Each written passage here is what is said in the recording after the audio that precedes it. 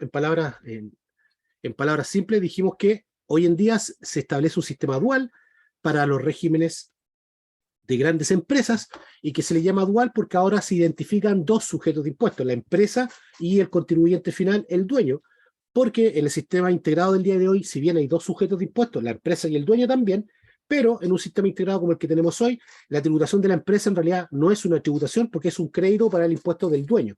Y por tanto, en estricto rigor, hay solamente un sujeto de impuesto, que es el contribuyente final. En cambio, hoy en día, con el sistema dual, que es una desintegración del sistema, se identifican dos sujetos de impuestos, de tal forma que el impuesto que paga la empresa y que paga el dueño son impuestos independientes, donde el impuesto que paga la empresa ya no es un crédito y, por tanto, efectivamente, hay una mayor recaudación fiscal. Veamos.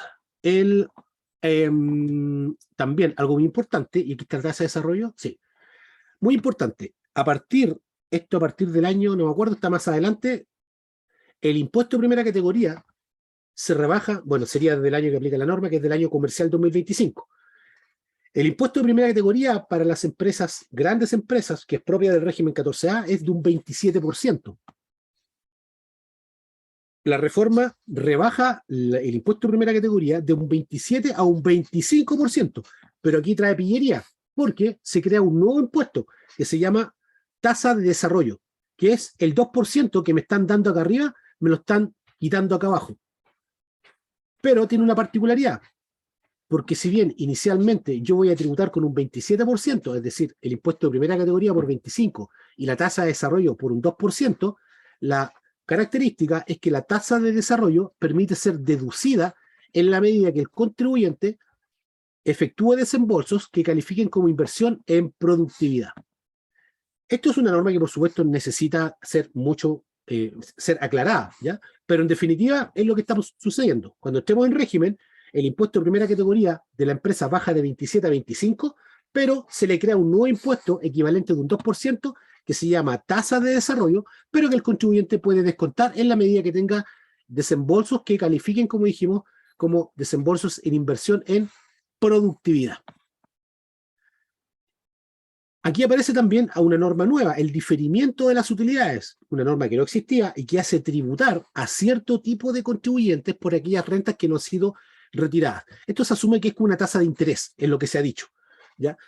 La reforma propone que a partir del año 2020, no me acuerdo, eso está en las slides que vienen a continuación. A ver, la tengo aquí a la mano para verla rápidamente. Sí. Sí, aquí lo tengo, aquí lo tengo, aquí lo tengo. Aquí lo tengo. Aquí está. La tasa de desarrollo, el 25 y el 2, a partir del año comercial 2025. Y el impuesto al diferimiento parte con 1% en el año 2024, un 1%, y esto es lo que dice la reforma, y un 1,8% a partir del año 2025. Una característica es que la reforma planteaba de que este impuesto al diferimiento se aplicaba sobre el total de la renta que no había sido retirada. La agenda pro inversión, agachando el moño, dice: no, en realidad no vamos a aplicar sobre la base imponible, sino que vamos a aplicarlo sobre el impuesto que no ha sido enterado. En la nueva reforma se establece que habrá un impuesto al capital de un 22%. Por tanto, el impuesto de esa renta es el 22% de la renta. Por tanto, la aplicación de este impuesto al diferimiento que aplica a sociedades que tienen rentas pasivas va a aplicar sobre el 22% respecto a la renta. Y la tasa, que originalmente era de un 1,8%, ahora va a ser de 2,5%. Entonces, me baja la base imponible de 100% a 22%, pero me sube la tasa de un 1,8 a un 2,5. Esta norma, esta que está acá, cuando hablamos del 22%, hablamos de un contribuyente final. La norma en general, la reforma en general está planteada como una empresa y un dueño. No contempla en estricto rigor la situación que se da en mallas empresariales. Y eso no es menor, porque cuando hablamos de este impuesto al diferimiento de un 22%, entendiendo que el impuesto al capital de esa renta es de un 22%, tenemos que pensar que para contribuyentes domiciliados o residentes en un país con el cual Chile tiene convenio para evitar la doble tributación, se va a mantener la integración del impuesto. Es decir, el sistema dual para esos contribuyentes finales no va a aplicar. Por tanto, se mantiene la integración donde va a tributar con un impuesto adicional de 35 y un crédito por el impuesto de primera que debería ser el 27. Y en ese caso, cuando hablamos de este 22% respecto a la base imponible, para ese tipo de contribuyentes la tasa debería ser, aunque no está dicho, debería ser de un 35%, porque ese es el impuesto que se está dejando de pagar en definitiva. El contribuyente extranjero está dejando de pagar el impuesto adicional, un 35%. El contribuyente nacional está dejando de pagar el impuesto al capital, que es de un 22%, para la misma renta.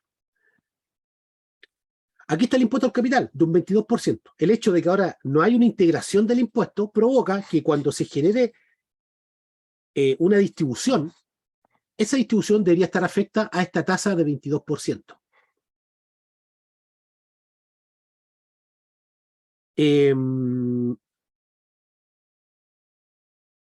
Ya, dice aquí que no aplica, esto debería estar con un color, porque esto que dice que no aplica sobre las rentas distribuidas entre sociedades es una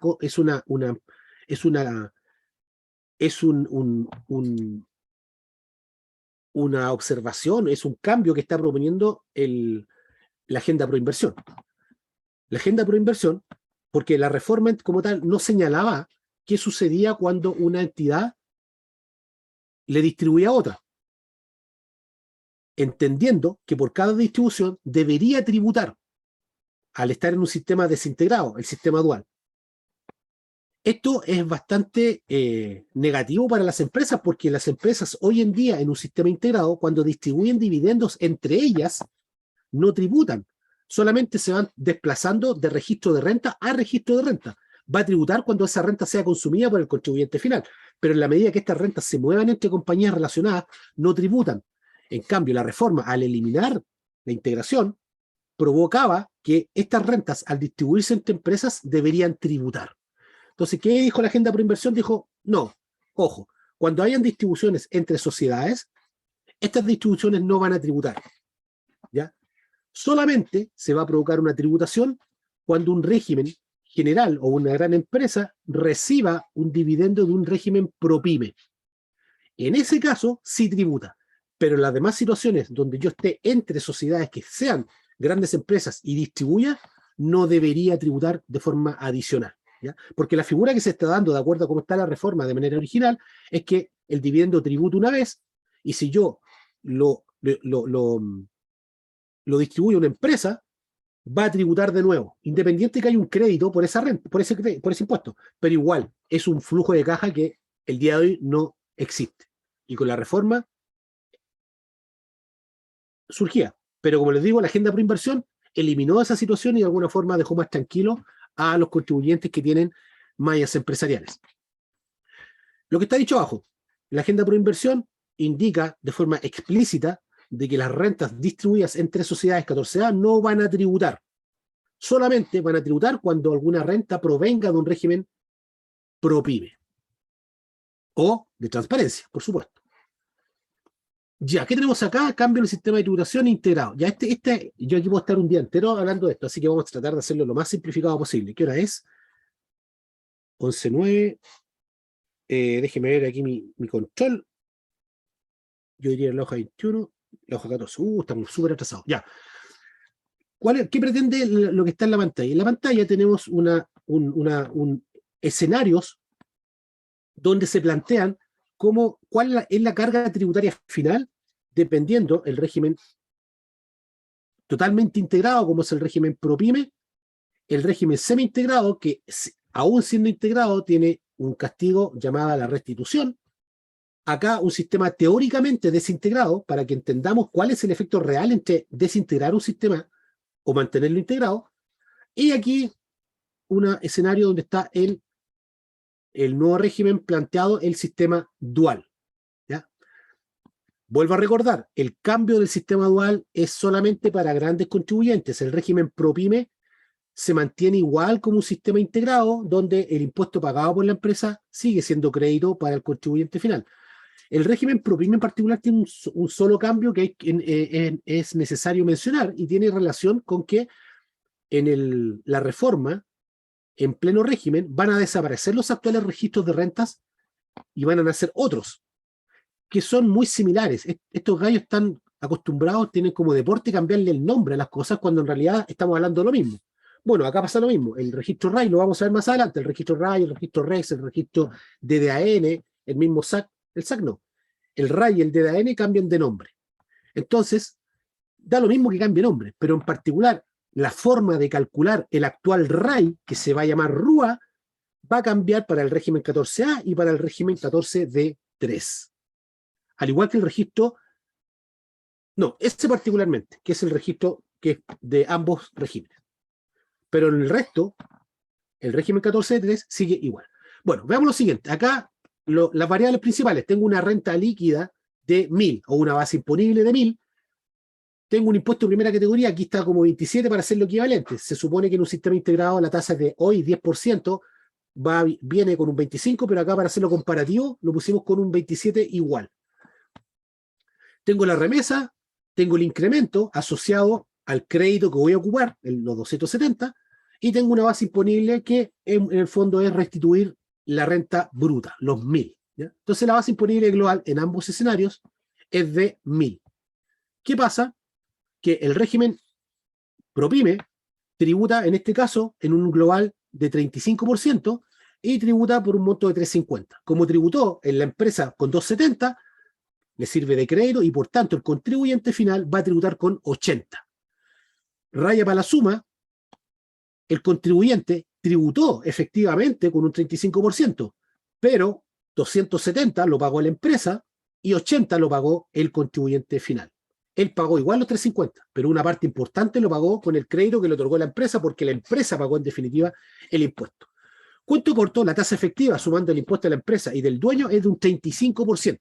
¿Ya? Es decir, la tasa efectiva siempre en un régimen semi-integrado va a ser igual a la tasa del contribuyente final. Siempre.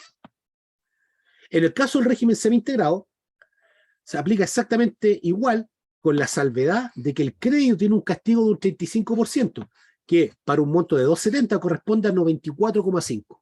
Cuento corto, si nos vamos a la última línea, la carga tributaria efectiva corresponde a los 270 que pagó la empresa, a los 80 que pagó el contribuyente final y al 35% de castigo respecto a los 270 que también paga el contribuyente final como restitución, que asciende a 94,5.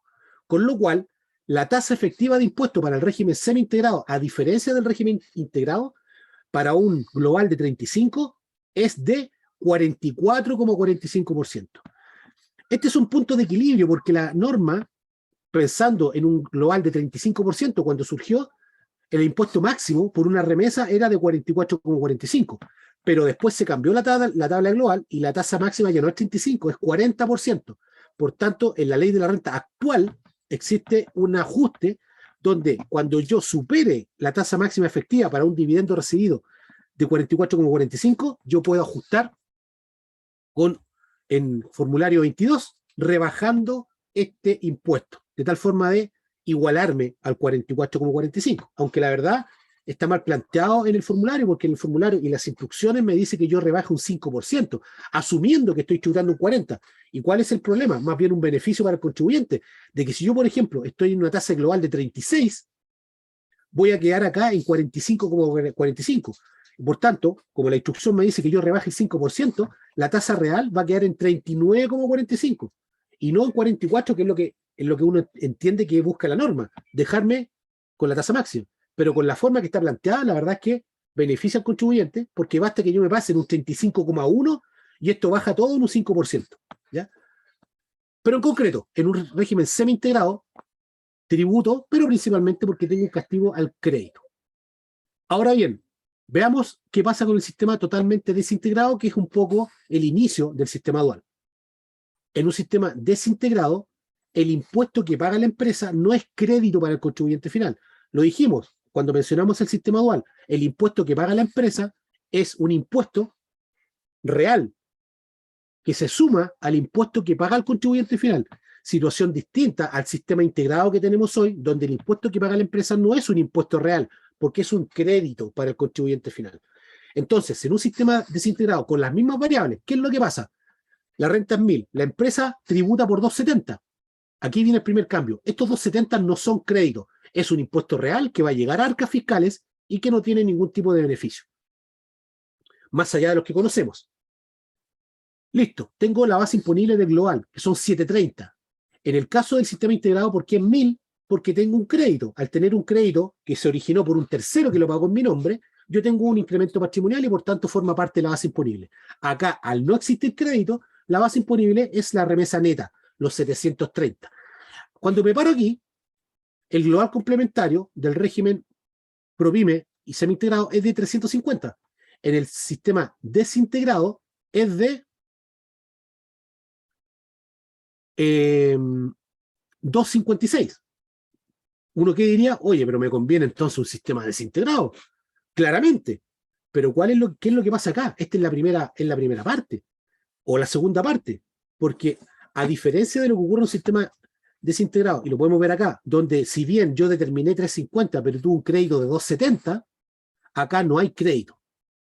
Por tanto, si yo voy sumando, restando las variables, en definitiva, acá, si yo sumo el impuesto de la empresa 270 más los 256 del contribuyente final, tributo con una tasa efectiva de 52,6%, ¿ya?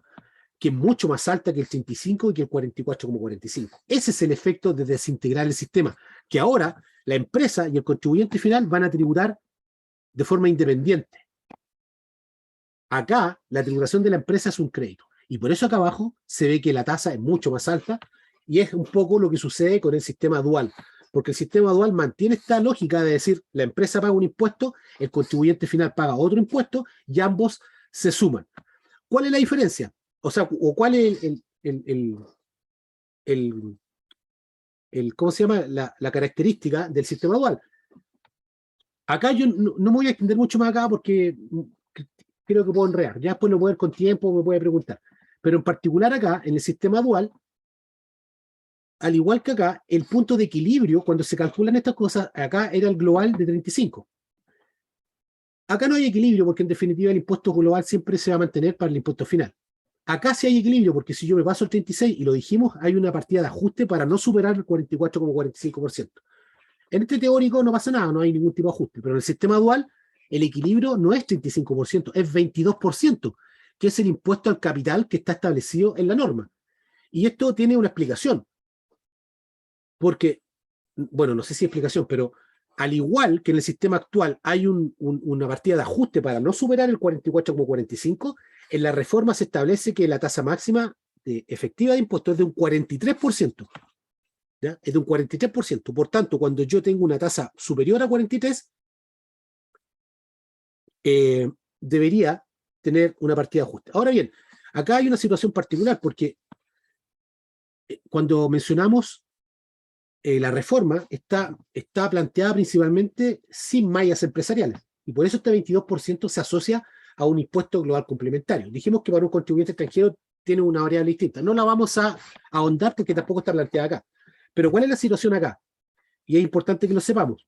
Cuando un contribuyente recibe un dividendo que tributó primero con primera categoría y después con el 22%, ese 22% es una retención que va a depender, el tratamiento va a depender de la tabla de global donde está el contribuyente final. Si el contribuyente final está tributando en una tasa de global menor al 22%, le conviene reliquidar.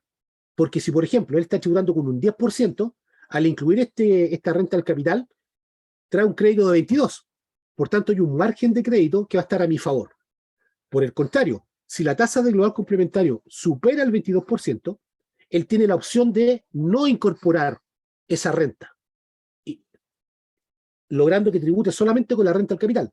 ¿Por qué? Porque si él está, por ejemplo, en una tasa de global de 35%, habría que ser bien, y a usar una palabra bien fea, tonto iba a decir. Bueno, lo ocupo igual. Habría que ser bien tontito para tributar una renta que ya tributó con un 22% y que si quieres no la declaras, tendría que ser un poco tirado a las mechas o un contador que no cacha nada de hacerlo tributar. Porque si yo hago tributar una renta en una tasa de 35, claro, el 22% me va a servir entre comillas de crédito, pero voy a pagar un 13% adicional, que si yo no lo declaro, y que la ley me lo permite, no lo voy a declarar. Por eso se habla de una reliquidación, aunque muchos han dicho que no es una reliquidación como tal. Pero se refiere a eso, a que es que si yo tengo una renta, un capital, que tributó con un 22%, yo tengo la opción de incorporarla o no al global y va a depender de la tasa de global en la cual yo esté. Si estoy en una tasa menor al 22, me conviene. Si estoy en una tasa mayor al 22, no me conviene. Acá dice, bueno, esto ya lo habíamos mencionado, la característica de la tasa del desarrollo que se puede descontar en el caso del sistema dual, y también mencionamos esta situación de que en un régimen dual que funciona como está acá, pero si el contribuyente, el dueño de la compañía, es un contribuyente domiciliado o residente en un país con el cual Chile tiene convenio de doble tributación, este contribuyente va a tributar igual a como lo hace hoy en día, es decir, en base a una integración. ¿Cómo funciona el sistema integrado? Porque en el nuevo sistema dual no se menciona la restitución, por tanto sería una, una tributación sin restitución. Bueno, hoy en día también funciona así. Hoy en día, si bien estamos en un sistema integrado o semi-integrado, dependiendo del régimen, para el contribuyente final, cuando es domiciliado o residente en un país con el cual Chile tiene convenio, tampoco le aplica la restitución. Acá se mantiene eso, ¿ya? Ya, paso rapidito. Yo sé que pasamos muy rápido, ese gráfico daba mucho, ¿ya? Pero lo dijimos al comienzo, tenemos tiempo limitado, la idea, no quiero que me pase lo de la vez pasada, que al final hicimos 2 clases, fueron como 3 horas y media, no quiero que pase eso. Ya, ya déjeme tomar un poquitito de agua y seguimos, por favor.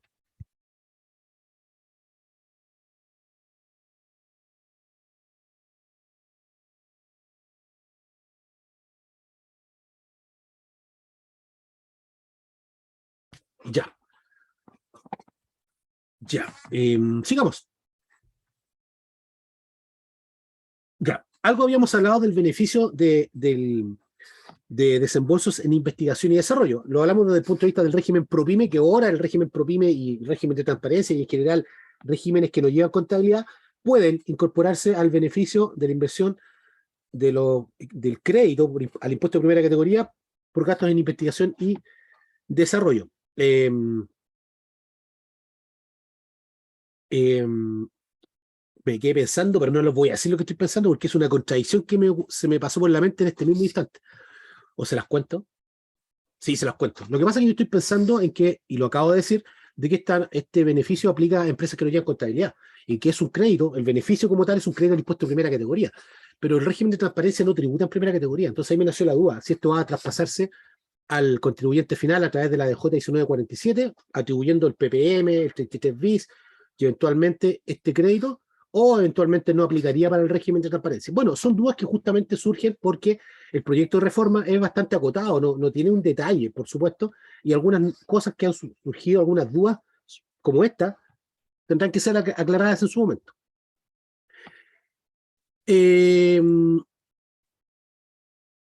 Ya, es que aquí falta algo, porque ay, no, aquí está, que el beneficio de los desembolsos por investigación y desarrollo aumenta es un crédito, dijimos, al impuesto de primera categoría, aumenta de ser un 35% del desembolso a un 50% del desembolso. De alguna manera, ahí está plasmado en la ley, se está haciendo harto hincapié en lo que son la transformación digital, favorecer la transformación digital, así como también lo que es las normas tributarias que tienen relación con situaciones medioambientales.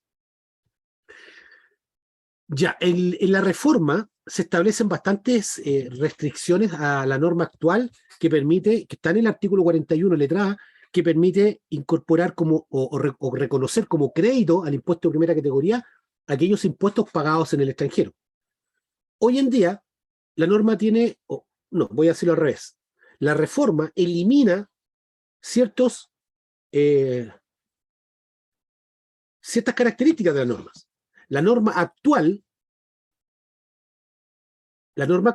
en primer lugar, me permite, la norma actual, cuando yo quiero reconocer como crédito un impuesto pagado en el extranjero, hay todo un cálculo, ¿ya? Donde yo debo sacar unos topes individuales y generales para determinar, en definitiva, cuál es el crédito por impuesto pagado en el extranjero. Cuando se calculan estos topes, se aplica la tasa del 35%. La norma, la reforma, la baja a 27, con lo cual muchos contribuyentes que por el hecho de que este tope estaba al 35%, les permitía ocupar el 100% del impuesto pagado en el extranjero como crédito. Al rebajar este tope, una parte de ese crédito en algunas compañías no va a poder ser rebajado como tal, porque va a quedar fuera del tope. Un ejemplo es lo que pasa en Perú. En Perú, por un dividendo, en primera categoría paga 29,5% y como retención paga un 5%.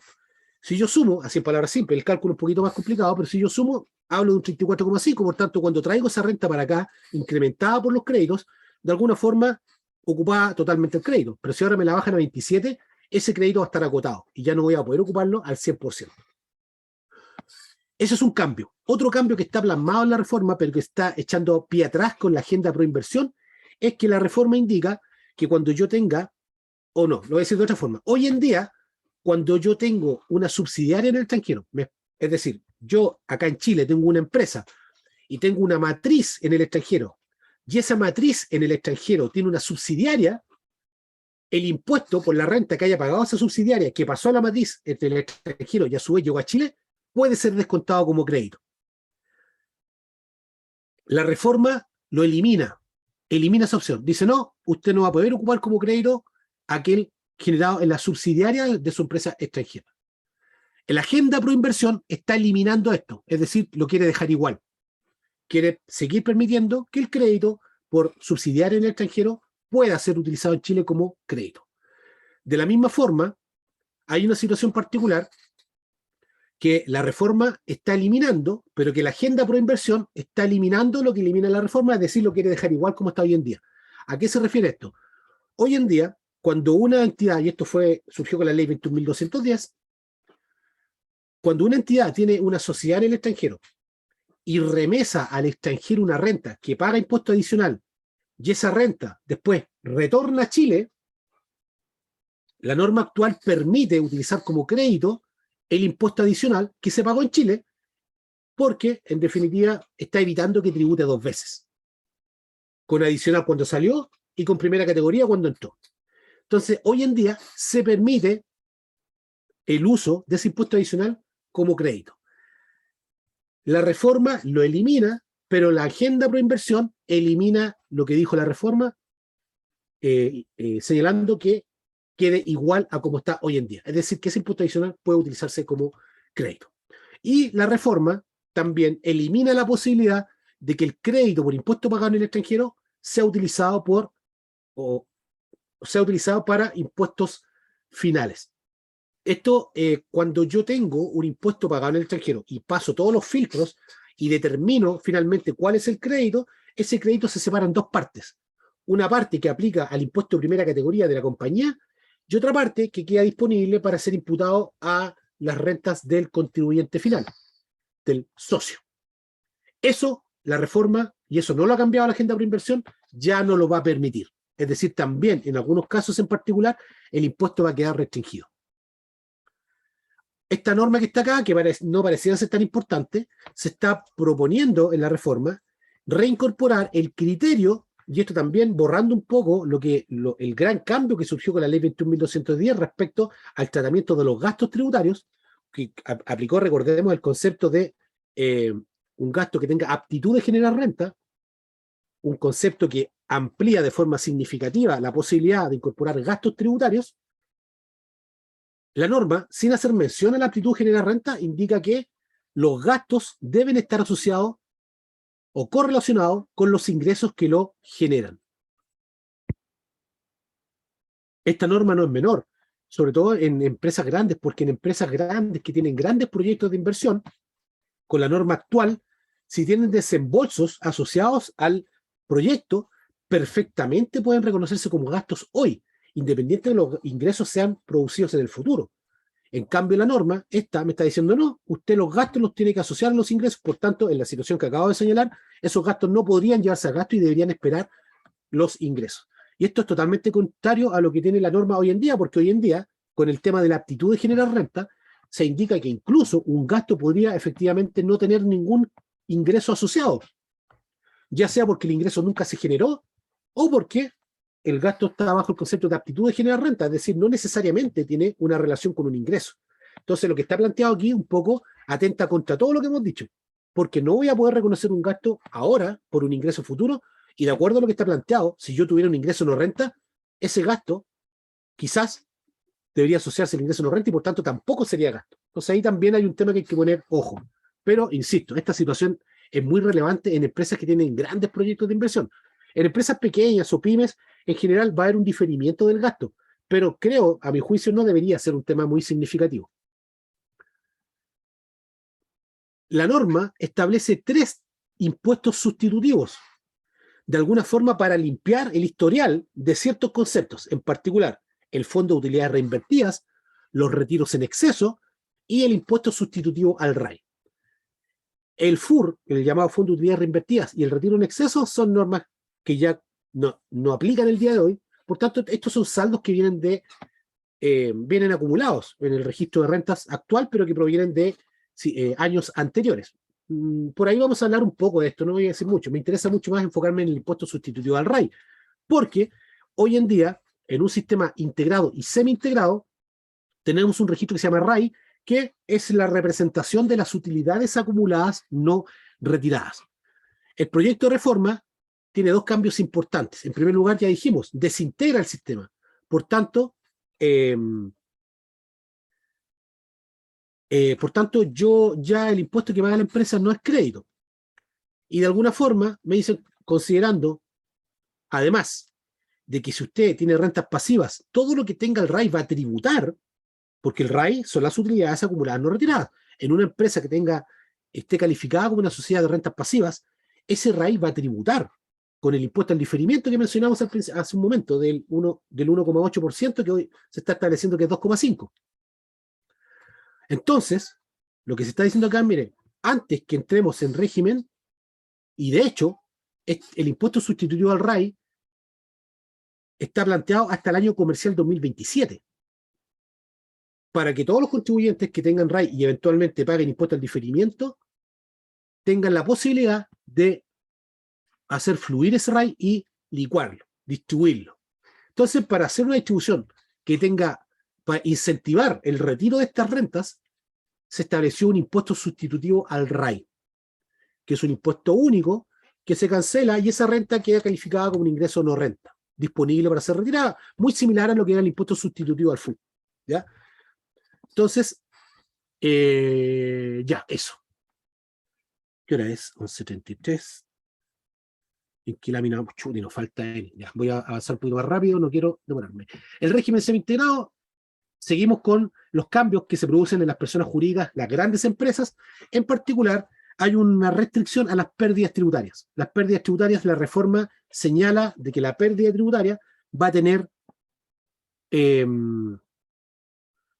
una limitación en el sentido que solamente se va a poder imputar el 50% de la renta líquida disponible a la pérdida que yo tenga. La agenda por inversión establece un periodo transitorio, tal cual está señalado acá, para aplicar esta norma. Dentro del estudio que uno ha hecho respecto a la pérdida tributaria, claro, muchos dicen, oye, pero yo la pérdida no la estoy perdiendo, estoy imputando menos, pero igual me queda de arrastre para el periodo siguiente. Pero aquí hay que tener mucho cuidado, porque yo he estado conversando con algunos colegas y está la percepción muy similar a lo que pasó, a lo que expliqué con la renta presunta. Está la percepción de que las pérdidas tributarias como tal, como beneficio que disminuye la base imponible, se va aún más a acotar. Principalmente se quiere aplicar algo que ya se ha aplicado en otros países, que es caducar la pérdida tributaria después de un tiempo. ¿Por qué digo esto? Porque hay muchos contribuyentes que bajo el prisma dicen, no, yo tengo pérdidas, pero no me importa imputar menos, total, igual es un crédito para mí, lo voy a aplicar como gasto en los periodos futuros. Pero mucho cuidado, porque no vaya a ser que el año 2027 o 2028 aparezca la norma que va a caducar las pérdidas y resulta que yo, por no importarme esto, seguí generando pérdidas tributarias. Y resulta que genere tanta pérdida tributaria que va a llegar un momento que ya no lo voy a poder ocupar y la voy a lisa y llanamente perder. Entonces, mucho cuidado. Lo que yo recomiendo acá es tener la visión de que el beneficio de la pérdida se va a eliminar, se van a caducar las pérdidas por un tiempo, como ocurre en Perú también, aunque en Perú hay 2 sistemas distintos, pero mucho ojo, porque tratemos de no seguir generando pérdidas tributarias porque cabe la posibilidad que en un tiempo futuro, quizás no tan futuro, se diga, ¿sabes qué? Después de 3 años las pérdidas tributarias caducan y resulta que yo generé un montón de pérdidas imposibles de absorber en el corto plazo y voy a perder todo ese beneficio. Lo óptimo hubiera sido no generar tanta pérdida, cosa que ese gasto caiga en periodos futuros en rentas normales. Así que mi consejo, y de hecho así lo estoy planteando y así lo estoy trabajando con alguna empresa, de que, por ejemplo, empresas que hoy en día aplican depreciación acelerada o instantánea, van a evitar hacerlo y en muchos casos van a volver a la depreciación normal para no generar tanta pérdida, porque hoy en día ya está restringida y existe la sensación de que las pérdidas tributarias como beneficio se va a plantear una situación de caducidad, ¿ya? Las pérdidas tributarias, cuando comenzaron como beneficio, tenían un montón de beneficios. Podían aplicar para atrás, podían aplicar para adelante. Tenía el beneficio del PPUA que me permitía recuperar el impuesto que pagó la empresa. Podía aplicar al 100% de la renta líquida. Queda como remanente para el periodo siguiente, etc. Todo eso ha ido desapareciendo con el tiempo y, por tanto, reitero, la mirada, la sensación es que el punto final que le van a poner a todos estos cambios que han ocurrido durante el tiempo va a ser que las pérdidas van a caducar. Aquí están los créditos pagados al extranjero, ya lo había dicho, no sé por qué, está 2 veces. Ya, acá hay un tema importante. Esto está planteado en la reforma y también en la ley 21.420, que en palabras simples indica que la norma tributaria para el tratamiento de los leasing va a ser el tratamiento financiero. No dice específicamente, aunque lo deja entrever, que va a ser la norma IFRS. Pero más allá de eso, y esto se relaciona mucho con lo que dije en su momento, que en Chile ya estamos acostumbrados a cambiar las leyes a cada rato. ¿Qué mejor ejemplo que lo que estamos viendo? La ley 21.420, que ya está operativa y que estamos esperando una resolución, ya indica que el tratamiento de los leasing va a ser en base financiera. Sin embargo, la agenda pro inversión está diciendo no, el tratamiento de los leasing déjelos tal cual están el día de hoy. Es decir, un arrendo operativo donde yo voy a reconocer el gasto a través del pago de la cuota de arrendamiento. ¿Ya? Entonces aquí, de hecho, ya es ley, la ley 21.420 ya es ley. Este cambio normativo me parece que partió ahora en septiembre. Y sin embargo, ya se está planteando un cambio que es volver a foja cero, dejar todo como estaba. Así que ojo con esta norma. Hoy en día la ley indica que la ley 21.420, que el tratamiento tributario de los leasing va a ser de acuerdo a normas financieras, no está claro, estamos esperando una resolución, sin embargo, ya está puesto en la mesa, en la agenda pro inversión, de que eso se elimine. Y aquí viene un pequeño aviso respecto a nuestro curso de renta empresarial, que comienza el 3 de octubre con un enfoque similar al que está viendo usted el día de hoy, es decir, un enfoque relativamente práctico, que intenta con palabras simples explicar el tema tributario. Lo dejamos invitado, voy a verlo rápidamente. Aquí está un código QR, usted puede ponerle el teléfono y ver el detalle de nuestro curso de renta, para no quitarles tanto tiempo con esto acá, porque nos queda poco tiempo. Usted puede ver todo esto que está acá en detalle en el enlace que estaba ahí, Chile Tributario AT 2023, o viendo este código QR donde está toda la información del curso de renta empresarial. Nuestro curso de renta empresarial aborda todo el flujo tributario de una empresa 14A, 14D3 y 14D8, partiendo por la contabilidad, pasando por el libro de balance, pasando por todo lo que es las declaraciones juradas obligatorias. Bueno, eso está en la otra hoja, pero acá hay un pequeño resumen. ¿Con qué me puedo quedar aquí para no dar tanta lata? Total, ustedes después van a tener tiempo para verlo con más detalle. Bueno, esto es como el detalle del curso en sí. Pero acá un poco también señalar que es un curso teórico-práctico. En la parte práctica, un ejercicio totalmente completo que le puede servir para sus clientes individuales, porque es una planilla, como les digo, que tiene todo lo que un contribuyente de forma obligatoria debe declarar cuando está en un régimen 14A, 14D3 o 14D8. Es un ejercicio súper completo que, además de todas las obligaciones tributarias respecto a la renta empresarial, también incorporamos en el ejercicio el tratamiento de los PPM, el cálculo del PPM, cómo se calcula el PPM para un contribuyente X, el cálculo del beneficio del 33 bis, que es el beneficio por la adquisición de activos fijos nuevos o importados, también está dentro del curso. No tiene que ver directamente con renta empresarial, pero lo incorporamos como valor agregado. También incorporamos dentro del ejercicio en la declaración de IVA, donde tenemos el cálculo del remanente de unidad de crédito fiscal y su actualización. Tenemos el cálculo de la actualización del PPM. También tenemos proporcionalidad de IVA débito fiscal, que también está en el ejercicio y lo explicamos, que no tiene que ver con renta empresarial en estricto rigor, pero son elementos tributarios que dan mayor aprendizaje. Esto no estaba el año pasado, lo incorporamos este año porque nos interesa que el curso sea lo más completo posible, ¿ya? Y un poco pasando el dato, no tome cursos por separado. Esto, pucha, no me gusta decir esta palabra, pero no lo voy a decir mejor, pero me incomodó un poco cuando algunos colegas ven que hay un espacio para generar más lucas con cursos, y el curso que estamos viendo acá, y un poco también diciéndole a usted de que este curso tiene una particularidad, y es que es súper completo. Nosotros no estamos haciendo como otros colegas que hacen un curso por renta 14A, hacen un curso por renta 14D, otro curso por 14D8, otro curso por RAI, otro curso por las DJ. No, acá está todo, incluido las DJ. Las DJ obligatorias de cada régimen están incluidas en nuestro ejercicio, y además incluimos la DJ de remuneraciones y la DJ de honorarios, ¿ya? Que reitero, son adicionales al curso. Otro, ya esto es mucho más importante que cualquier cosa desde mi punto de vista, es que en general, y lo dije al principio, nosotros lo actualizamos y lo acompañamos hasta junio del 2023. Es decir, cualquier duda que usted tenga del curso, desde que lo toma ahora hasta junio del 2023, es decir, casi 8 meses, nosotros vamos a tener siempre el espacio para responderle respecto a las dudas que tenga, y en muchos casos, como ha ocurrido millones de veces, a nuestros alumnos o exalumnos lo ayudamos a resolver otros temas que no necesariamente tengan que ver con el curso de renta empresarial, porque nos interesa que esté junto a nosotros. Y como les digo, muchos colegas incluso se han independizado después de tomar nuestro curso, y es algo que tiene que ver con este contador 2.0 que yo les digo. Es súper importante que empecemos a creernos el cuento. Hoy en día es súper posible tener una empresa asesora, ¿ya? No lo crea imposible, es posible, y es más, es recomendable, porque en un futuro cercano se visualiza de que las empresas se van a enfocar en lo que saben hacer, y todo lo demás lo van a externalizar, como ocurre hoy en día generalmente con las remuneraciones. El tema contable también se externaliza, no es tan común, pero eso va a ser mucho más común en un corto plazo.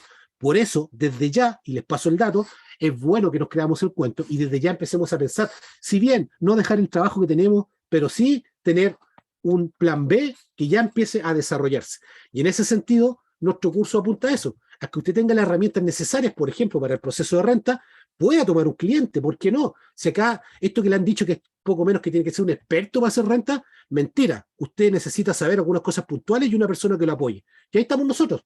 Por eso a mí me gusta hablar de esto y le doy un poco de tiempo, porque para mí es súper importante transmitir el interés que tenemos nosotros, más allá del curso en sí, de que usted aprenda. ¿Qué tengo acá abajo? Ley... ya, es que este es el enlace de la página web donde estamos hablando con más detalle de lo que es la reforma, por si lo quieren ver. Ya, ¿qué tengo acá? Los adicionales, ya dijimos hasta el 30 de junio, apoyo permanente, hay varias instancias, página web, grupos, chat, WhatsApp, etcétera.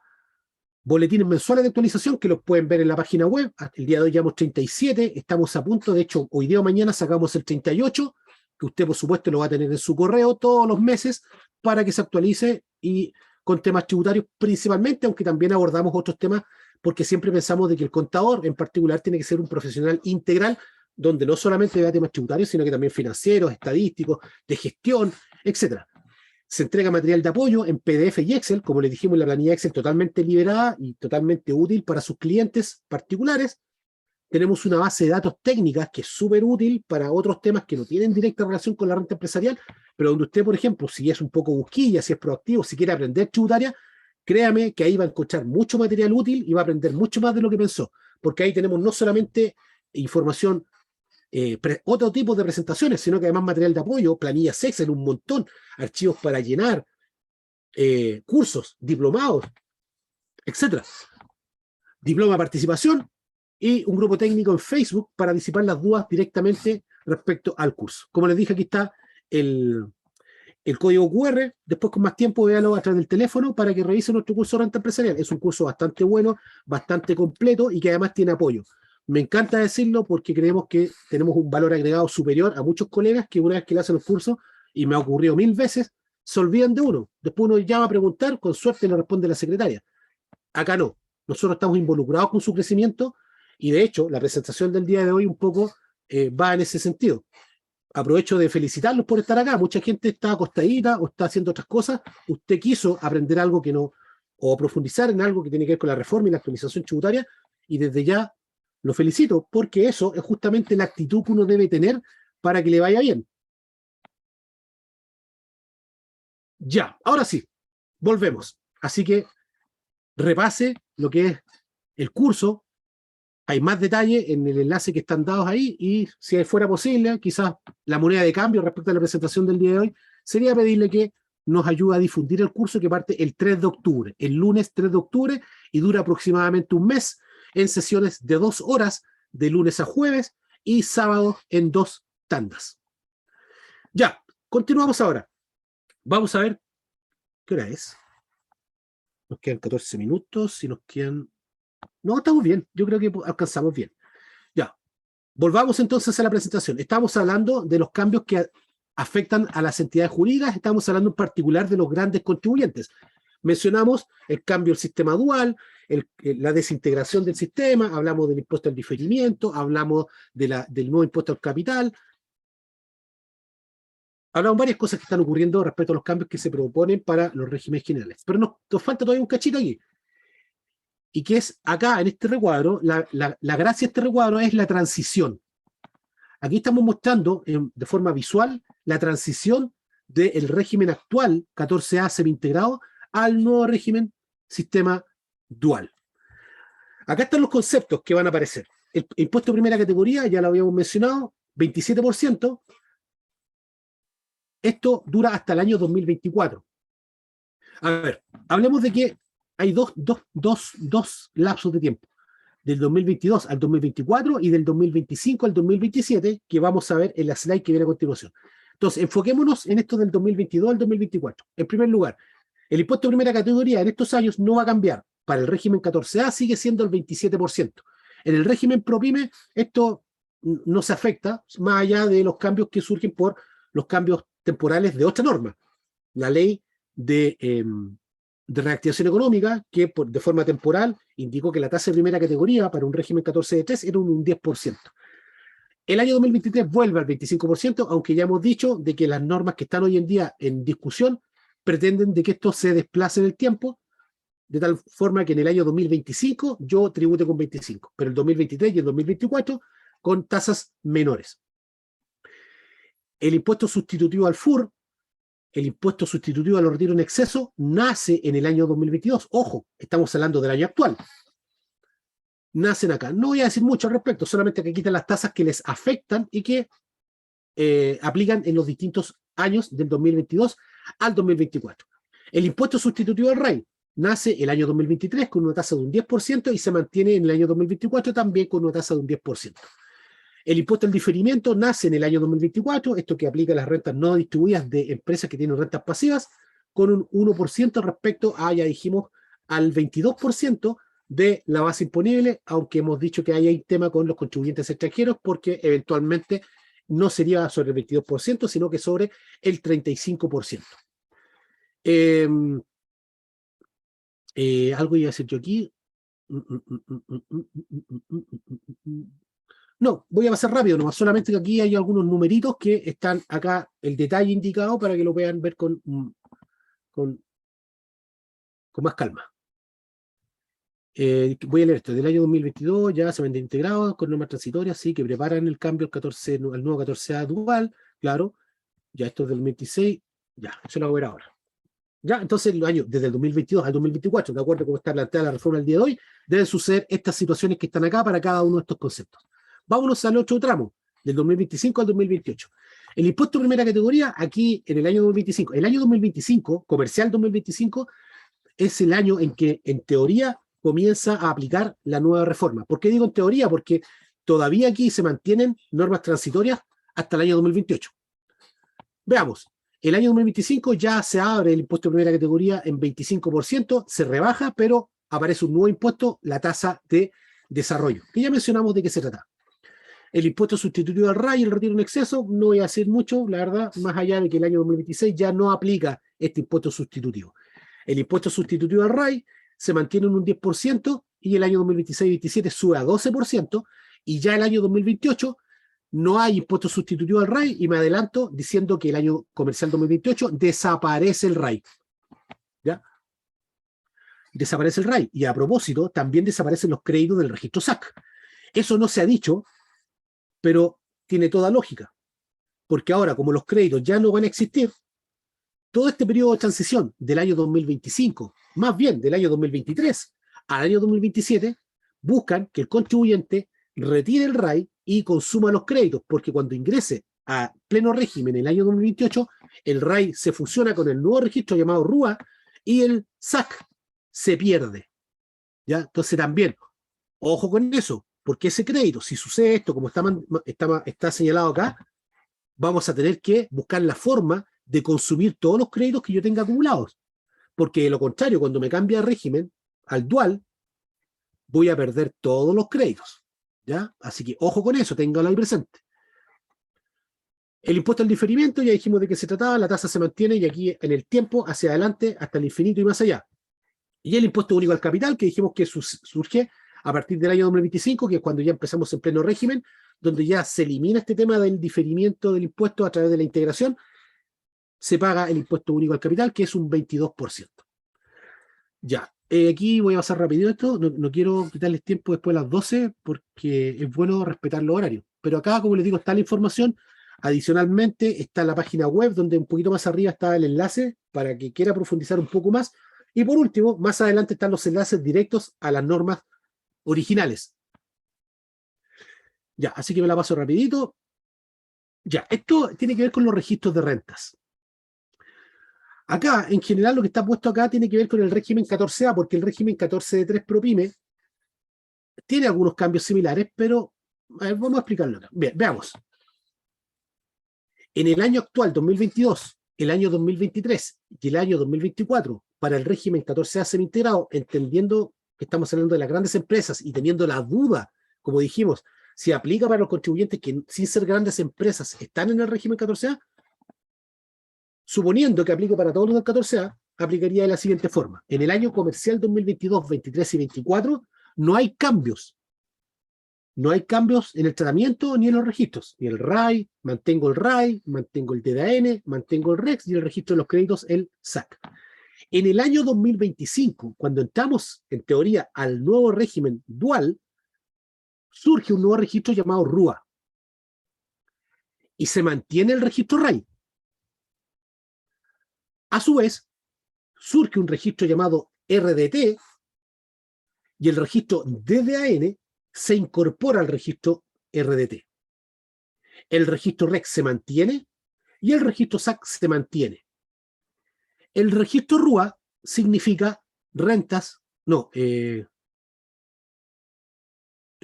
rentas, no, ¿cómo es? Rentas acumuladas, no, rentas, hoy se me olvidó.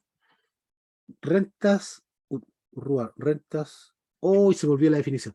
Pero, más allá de la definición, el RUA es exactamente, pero exactamente lo mismo que el concepto del RAI. Es decir, el RUA, este nuevo registro, representa las utilidades acumuladas. De hecho, algo tiene que ver con el RUA, aquí utilidades acumuladas. Rentas, utilidades acumuladas, no me suena. Registro, ahí está, registro de utilidades acumuladas. Conceptualmente es lo mismo que el RAI, pero tiene una gran diferencia.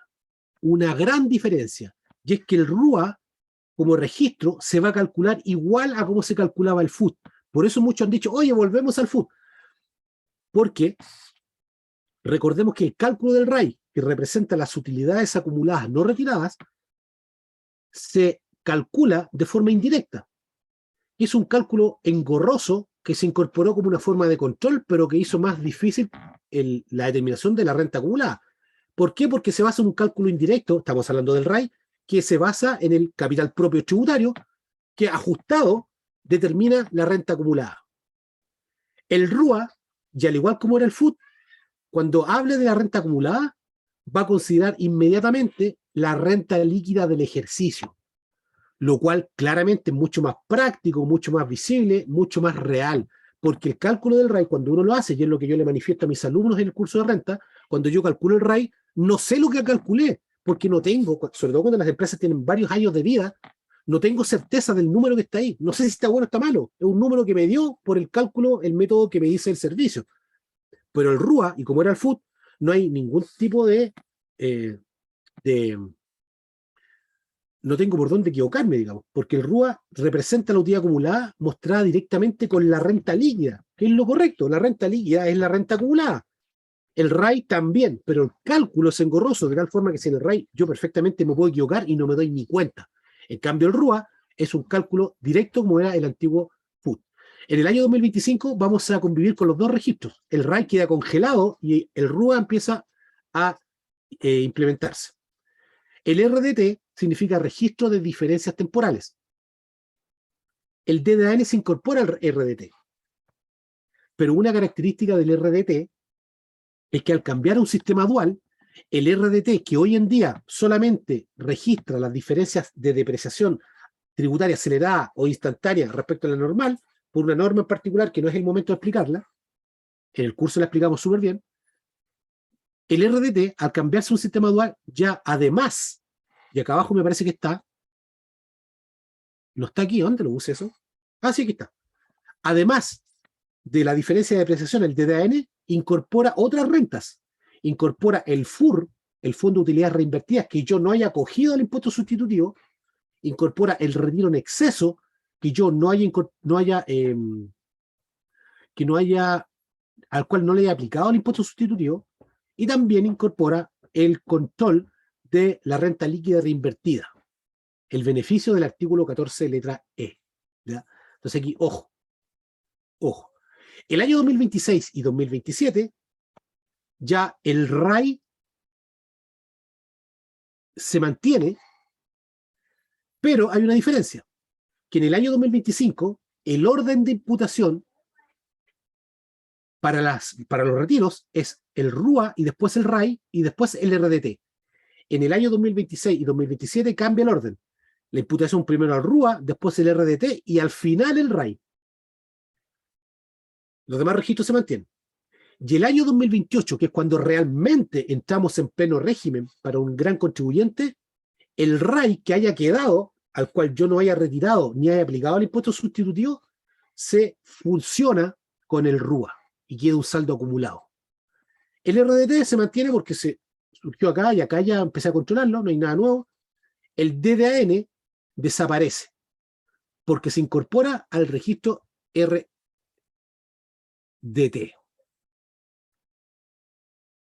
Y el registro REC se mantiene y el registro SAC, como habíamos dicho, por el hecho de cambiarnos a un régimen donde ya los impuestos pagados por la compañía no constituyen crédito, el SAC desaparece del mapa. Entonces aquí, ojo, bueno, hay que tener ojo con varias cosas, pero recuerdo el tema de la pérdida tributaria.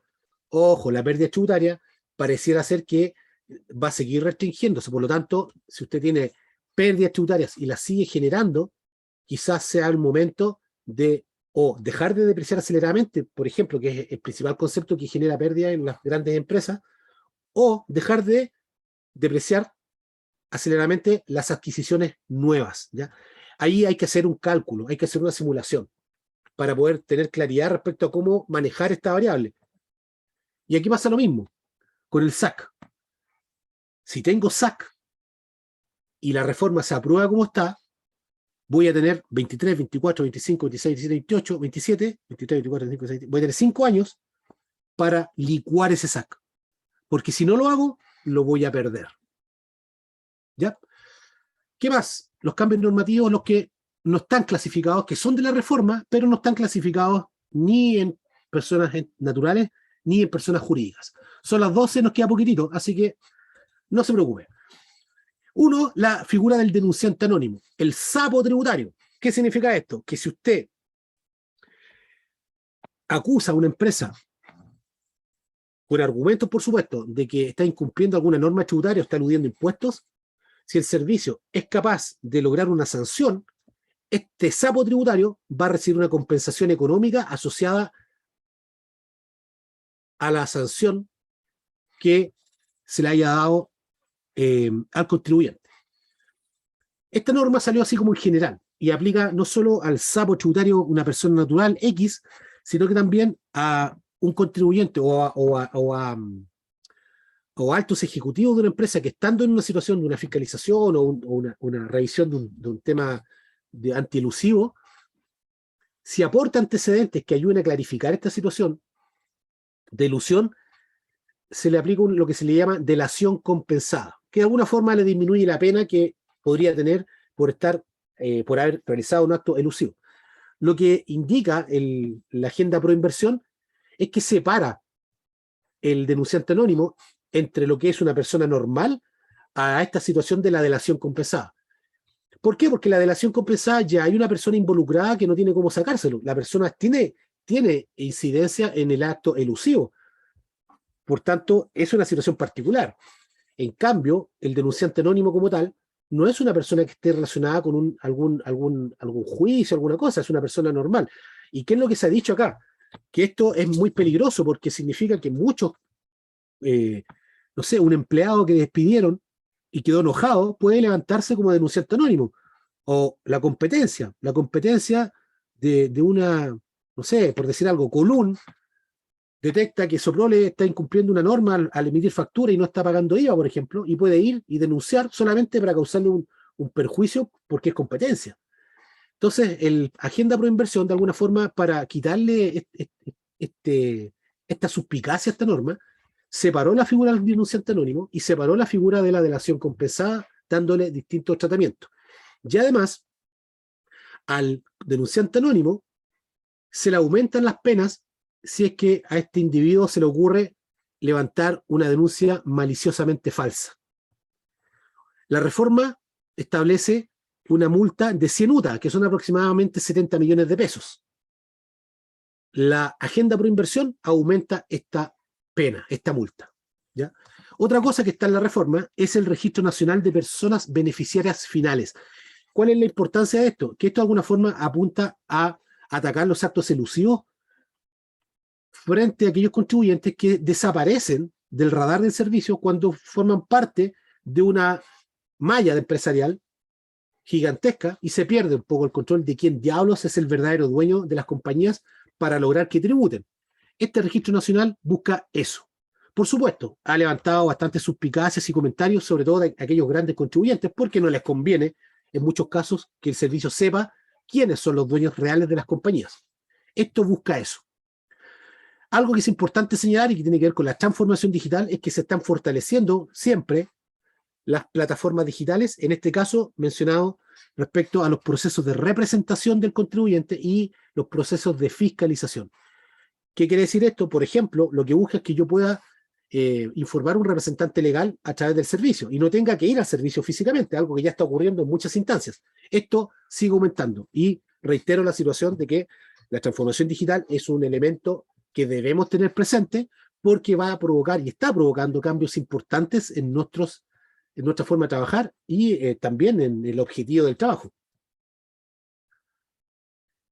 Esta es una norma que ha sido bastante aplaudida, que es que se faculta al servicio para que pueda declarar un acto elusivo sin que exista, como es hoy en día, una declaración judicial ni una aprobación por parte de los tribunales tributarios y aduaneros. ¿Ya? Es una simplificación para poder calificar un acto elusivo que, a mi juicio, es positivo, ¿ya? Porque, claro, si alguien está provocando un acto elusivo y es evidente, hay que fiscalizarlo y no tengo que esperar que haya una declaración judicial ni una aprobación de un tribunal, sino que basta que el servicio, a través del director, autorice o declare el acto como elusivo. Acá hay un cambio que se establece en la reforma respecto al royalty, ahí lo voy a dejar plasmado en el texto porque la verdad es que nunca he visto un tema de royalty minero, por tanto sería un poco mentiroso tratar de abordar esto con más detalles y la verdad es que más que lo que dice la normativa, no tengo mucho más que decir.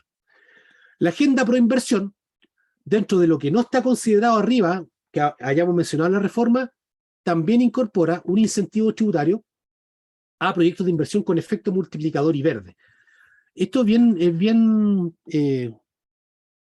no hay como claridad respecto a esto, pero se entiende, sobre todo por las definiciones que tienen que ver con proyectos verdes y proyectos de alta tecnología, se entiende que está enfocado a este tipo de empresas que se llaman startups, que son empresas más bien digitales, que con costos fijos con costos fijos y variables bajos pueden generar utilidades aritméticamente superiores respecto a los costos.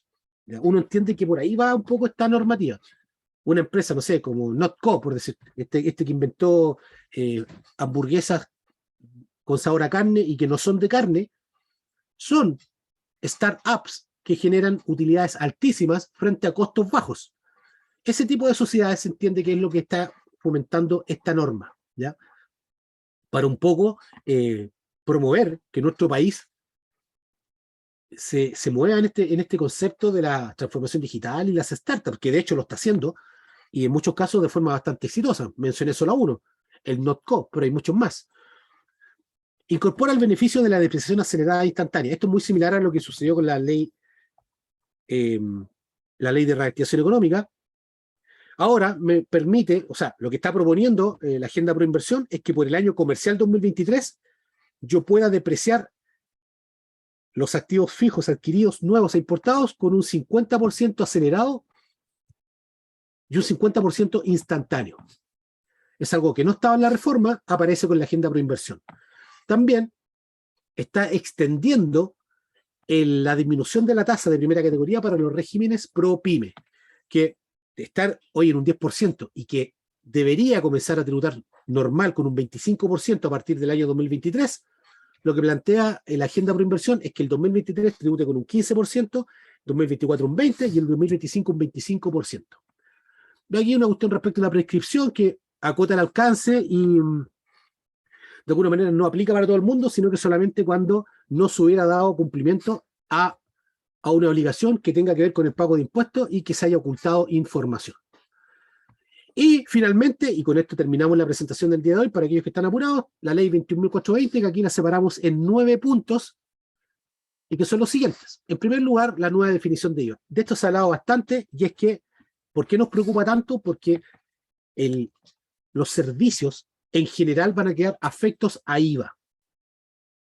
¿Qué sucedía? Que en la definición del artículo 2 de la ley de IVA existía la frase respecto al hecho grabado de los servicios, decía, siempre que provenga del ejercicio de las actividades comprendidas en los números 3 y 4 del artículo 20 de la ley sobre impuesto a la renta. Por tanto, si yo prestaba un servicio, como por ejemplo los que prestamos nosotros, asesorías, por no estar comprendidos dentro del número 3 y 4 de la ley de la renta, quedaban exentos de IVA.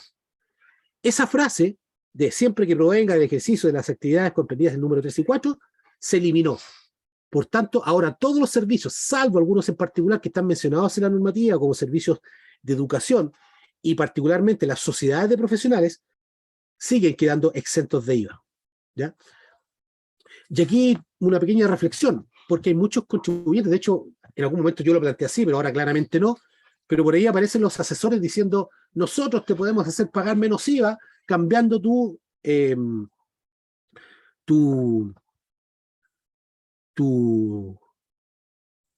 cambiando tu estructura jurídica de empresa o de persona natural a una sociedad de profesional. No, dije mal persona natural porque las personas naturales siguen siendo exentos de IVA porque tributan en base a segunda categoría. Pero las sociedades asesoras pueden quedar exentos de IVA. Pero el tema pasa por lo siguiente. El IVA en particular es un impuesto de traslación.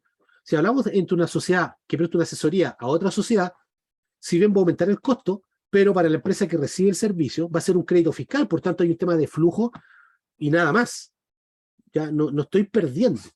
Entonces, a mi juicio, por lo que he visto en cambios similares que han ocurrido en el pasado, el mercado se adapta, ¿ya? Aquí, ojo, porque cambiarse a ser sociedades profesionales puede traer un tremendo dolor de cabeza, porque no es un contribuyente que tribute normal.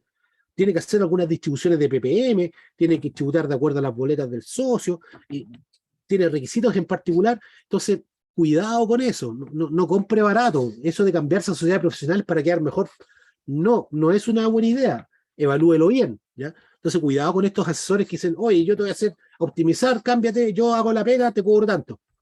Primero, veamos si nos queremos cambiar, ¿ya? El hecho de tributar con IVA, cuando hablamos de un asesor, efectivamente va a ser más caro, pero va a ser crédito para el otro. Entonces, cuidado. ¿Cuándo no sería crédito? Cuando la persona que contrata el servicio tuviera, por ejemplo, solamente ventas o servicios exentos de IVA. Por tanto, ese IVA crédito sería más bien un costo adicional. En ese caso estoy de acuerdo que causa un efecto, pero bastante restringido y limitado esta situación. ¿Ya? Como les digo, yo entiendo que el mercado se va a adaptar y va a asumir este IVA y va a funcionar todo tal cual siempre. La única situación, y aquí cierro el tema, si yo eventualmente tengo un solo cliente, que es una sociedad que tiene renta exenta, o sea, tiene ventas o servicios exentos, y para él sí es importante tributar o no con IVA, porque si estoy yo y hay otro que tributa como sociedades profesionales, él va a preferir las sociedades profesionales porque ese IVA va a ser un menor costo.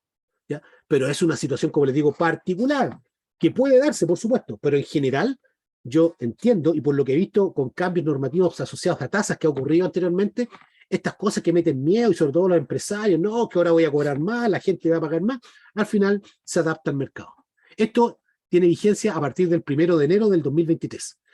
El 33 bis, el beneficio que aplica como crédito al impuesto de primera categoría por las adquisiciones de activos fijos nuevos o importados, deja de aplicar para aquellos contribuyentes que tenían un tramo especial en la ley, que son aquellos contribuyentes que tienen ingresos brutos superiores a 100.000 UF. Para aquellos contribuyentes ya no aplica este beneficio. Acá hay un enlace porque salió la circular 39, donde amplía este cambio normativo e incluye también acá el cambio normativo del artículo 107.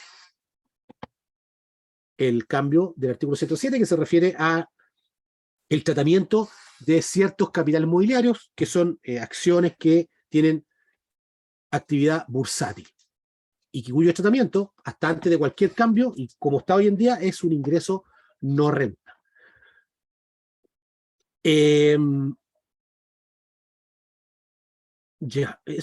Aquí aparece el tema del leasing, que algo habíamos mencionado. La ley, y ya parte el 1 de enero del 2023, señala que el tratamiento tributario del leasing debe ser igual al financiero o similar al financiero. Estamos esperando la resolución, pero como les digo, ya las indicaciones a la reforma y que van a pisar esta norma dicen que esto se elimina, que el tratamiento tributario va a seguir siendo igual, ¿ok? Pero hasta el momento, lo que es ley, y mientras no se diga nada, esto es lo que vale y estamos esperando la resolución. Aquí aparece el 107. Esto también tiene algo en particular porque las indicaciones a la reforma están provocando que esto, que aquí está indicado y que ya está vigente. A ver, primero hablemos de lo que está vigente. La ley 21.420 indica que el mayor valor por la venta en estas acciones con presencia bursátil del artículo 107, hoy en día son ingresos no renta. La reforma plantea que deben tributar con un ingreso, un impuesto único de un 10%. De hecho, y aquí lo acabo de poner, la resolución 78 incorpora los códigos en el formulario 50 y también en el formulario 29, donde se debe declarar este 10% como un impuesto único. Pero ¿qué pasa? Que las indicaciones a la reforma plantean que este mayor valor tribute en primera categoría con la tasa de primera categoría que está planteando la reforma, es decir, un 22%. Por tanto, ojo con esta norma que ya está vigente, pero podría cambiar. De hecho, eso planteé yo ayer. Alguien puso, oye, aparecieron las instrucciones en la resolución que indican en el registro de renta empresarial una columna nueva en el registro REX donde se va a incorporar este ingreso no renta. Pero deberíamos haber esperado un poco porque si las observaciones de la reforma salen, esta norma, al igual que la anterior que mencionamos, va a quedar sin, o sea, va a quedar con vigencia desde el 1 de septiembre hasta la fecha en que aparezca, se acepte la nueva norma. ¿Ya? Entonces aquí, esto es lo que hay hoy en día y está vigente, pero ojo que puede cambiar. Contribuciones, aumenta la sobretasa, es decir, para los patrimonios, para aquellos que tienen alto patrimonio en bienes raíces, sean personas naturales o empresas, aunque las empresas hay una excepción que es que aquellas empresas que son del régimen simplificado, ProPyme o de transparencia, y esos bienes raíces sean parte de la operación de la compañía, no le va a aplicar esta sobretasa. pero para regímenes generales 14A y personas naturales, aplica esta sobretasa y en particular se está modificando la sobretasa en el tramo mayor, de 0,275 a 4,25, recordando que esto es un crédito para aquellos contribuyentes que tienen un alto patrimonio y tributen con el impuesto al alto patrimonio que mencionamos que está planteado en la reforma. Seguros de vida. Hoy en día estos seguros de vida no tributan con la ley de herencias y donaciones cuando la persona fallece. La reforma, la ley 21.420 le quitó este beneficio y ahora tributa. Y esto ya está en vigente desde el 5 de febrero del 2022. Los DFL2, también ya en ley, solamente se restringe a 2 viviendas. De acuerdo a cómo se estableció el DFL2, hoy en día hay empresas o personas que pueden tener más de 2 viviendas con el beneficio. La ley 21.420 dice no, el beneficio solamente es para 2 viviendas. Esto aquí llama la atención porque hay contribuyentes, y así lo dicen los estudios, que tienen hasta 5.000 viviendas DFL2. La vivienda DFL2 fue un beneficio para las personas que querían comprar una vivienda, no para inversión. Por tanto, me parece totalmente correcto que se elimine en parte este beneficio. Ahora bien, esto es lo que está en la ley, está vigente hoy en día desde el 1 de abril, pero en el proyecto de reforma se elimina completamente el beneficio del DFL2. Ya se ha dicho que va a traer problemas, porque es anticonstitucional, pero así está planteado en la reforma y vamos a ver qué pasa. ¿Ya? Se quiere eliminar completamente el beneficio del DFL2. Pero lo que es ley hoy en día y está vigente es que el beneficio del DFL2 solamente aplica para 2 bienes raíces. Crédito a empresas constructoras. Se elimina el beneficio del 65% del IVA de débito fiscal que tienen las empresas constructoras.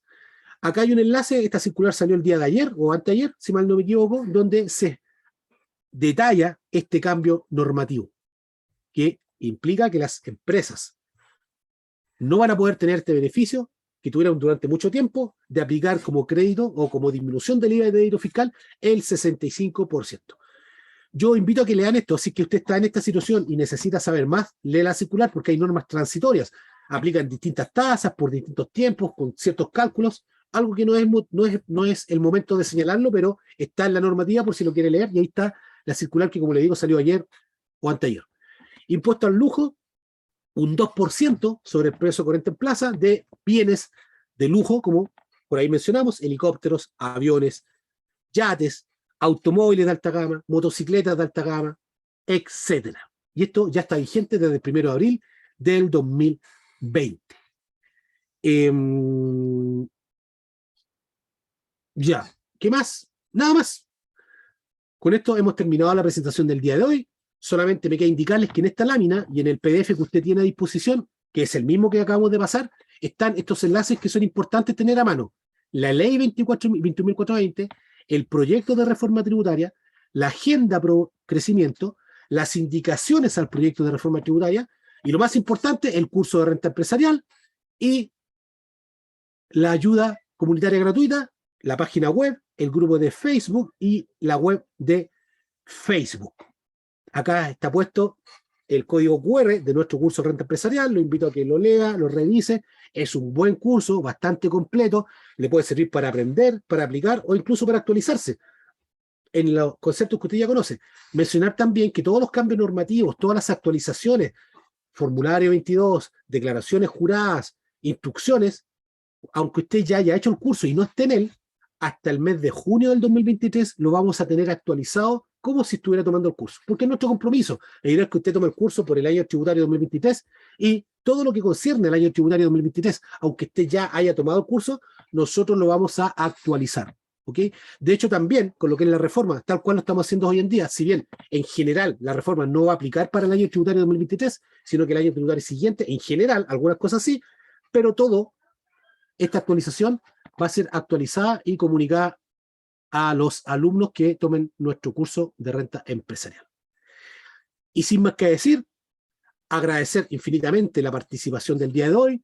Yo vuelvo a reiterar las felicitaciones por querer aprender, porque eso habla muy bien de usted y le aseguro que si mantiene ese perfil, no tendría por qué irle mal. Al contrario, todo lo que aquellos profesionales que no tengan esta actitud pronto van a quedar fuera del mercado, porque hoy en día el mercado exige estar al día y exige manejar otros temas que están surgiendo lentamente. El tenedor de libros, aquel contador que se juntaba solamente a buscar el IVA, sumar, restar, sacar el libro, lo iba a dejar, y qué mejor ejemplo, hoy en día prácticamente no tiene pega. Lo mismo va a suceder con muchos temas, incluyendo la ley de la renta.